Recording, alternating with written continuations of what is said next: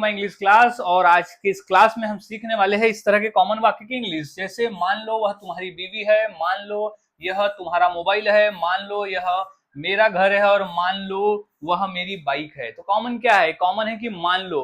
अरे मान लो कि ये तुम्हारा ही घर है, मान लो मैं तुम्हारा दोस्त हूँ, मान लो हम वहां जा रहे हैं, मान लो तुम अच्छे हो, मान लो तुम ईमानदार हो, मान लो वो बेईमान है। तो यहाँ कॉमन क्या है? मान लो, यानी सपोज करो, मान लो।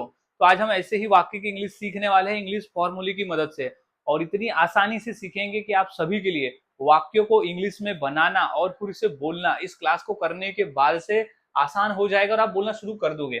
और हाँ गाइज, मैंने इसी तरह के 300 इंग्लिश सेंटेंस फॉर्मूला भी तैयार किया है, जिसके आधार पर आप आसानी से ऐसे 300 वाक्यों की इंग्लिश सीख जाते हो जो अपने रोजाना के बोलचाल में बोलते हैं। तो ऐसे वाक्य को हम इंग्लिश में कैसे बोलेंगे, कैसे बनाएंगे, ये सब कुछ मैंने इस पीडीएफ कोर्स में बताया हुआ है 300 फॉर्मूले के साथ। और हर फॉर्मूले के साथ में आपको एग्जाम्पल मिल जाएगा ताकि आपको समझने में आसान हो।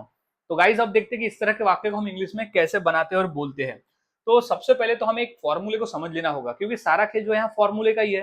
तो फॉर्मूले को अगर हम समझ गए तो वाक्य को बना लेंगे। जैसे सपोज, सबसे पहले सपोज का ही मतलब होता है मान लो। तो सपोज जो है वो इंग्लिश में कॉमन रहेगा, यानी इंग्लिश के वाक्यों में, और हिंदी में कॉमन रहेगा मान लो। सपोज इंग्लिश में कॉमन रहेगा और हिंदी में कॉमन रहेगा मान लो। अब सपोज के बाद हम लिख देंगे एक सेंटेंस जो सिचुएशन के हिसाब से हमें कहना है, जो भी कहना है वो हम बोल देंगे, लेकिन सपोज जो है उसी का मतलब होता है मान लो।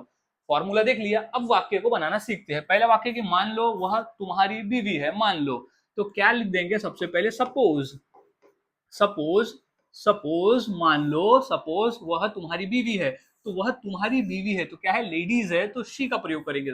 She is your wife, she is your wife, वह तुम्हारी बीवी है, मान लो। नेक्स्ट है मान लो यह तुम्हारा मोबाइल है, मान लो ये तुम्हारा मोबाइल है जो मेरे पास में रखा हुआ है। तो सपोज, सपोज यानी मान लो, सपोज यह तुम्हारा मोबाइल है, तो दिस इज योर मोबाइल, यह तुम्हारा मोबाइल है, तो दिस इज योर मोबाइल, मान लो। नेक्स्ट है मान लो यह मेरा घर है, तो मान लो कि यह मेरा घर है, यानी अपना ही घर है। तो क्या हो जाएगा? सबसे पहले हम लिख देंगे सपोज, यानी मान लो, सपोज यह मेरा घर है, तो this is my house, this is my house, this is, sorry, this is my house, यानी यह मेरा घर है। तो इस तरह से।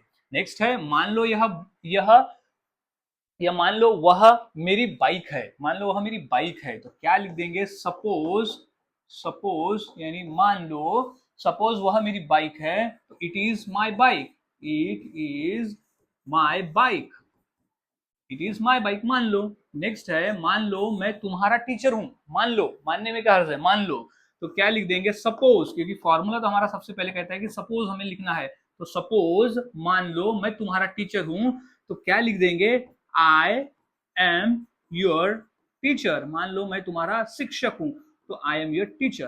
तो गाइज हम इस तरह से वाक्य बनाते हैं और बोलते हैं। नेक्स्ट है मान लो वह मेरी बहन है, तो इसकी इंग्लिश क्या होगी सपोज के लिए?